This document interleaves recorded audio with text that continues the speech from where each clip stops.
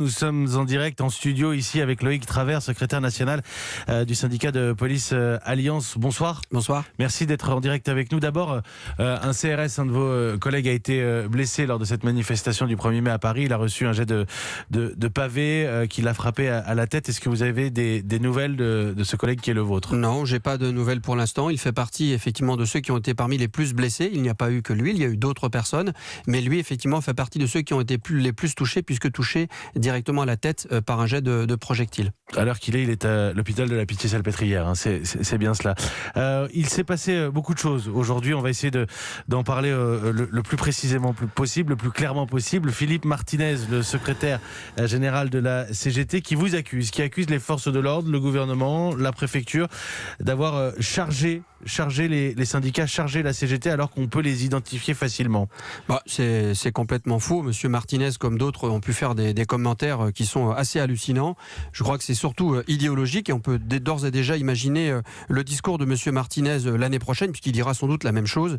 Il a une vision très idéologique et dogmatique anti-police, donc ça ne nous aide pas. Ça n'est pas arrivé si souvent que cela que la CGT et FSU, par exemple, soient obligés de quitter le cortège du 1er mai. Symboliquement, c'est quelque chose. Symboliquement, c'est peut-être quelque chose, mais c'est surtout qu'il y a une raison sécuritaire.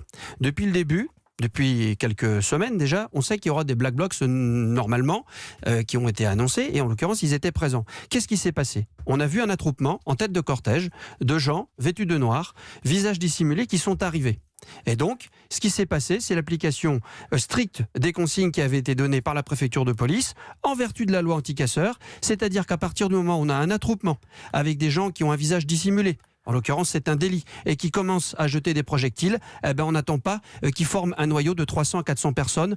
On rentre dedans direct. Donc le principe a été respecté. Que vous avez reçues du principe a été respecté et je note d'ailleurs que le service d'ordre de monsieur Martinez, puisqu'il y avait quand même un service d'ordre qui l'entourait, n'a pas non plus enrayé ces Black Blocs qui arrivaient petit à petit. Effectivement, à un moment, on le voit très bien sur tous les films qui ont été réalisés par différentes télés ou médias indépendants. On voit effectivement à un moment le noyau qui grossit et effectivement les forces de l'ordre qui étaient présentes à ce moment-là ont bien compris qu'il y avait un danger qu'il fallait pas laisser perdurer pour éviter les bévues qu'on a pu avoir dans les manifestations de Gilets jaunes sur le courant du mois de novembre et de décembre, ou encore tout simplement en rappel au 1er mai de l'an dernier. Donc c'est exactement ce qu'on voulait. Le préfet de police de Paris, le nouveau préfet, monsieur Lallemand, vous avez donné cette consigne-là très clairement, directement, on intervient, on va au contact. Les consignes étaient très claires, effectivement. Il y a eu le travail préventif qui s'est déroulé la nuit dernière, ce matin. Là, on était dans une phase de traitement de présence des Black Blocs dans les manifestations, et le principe, c'était à la fois les forces mobiles,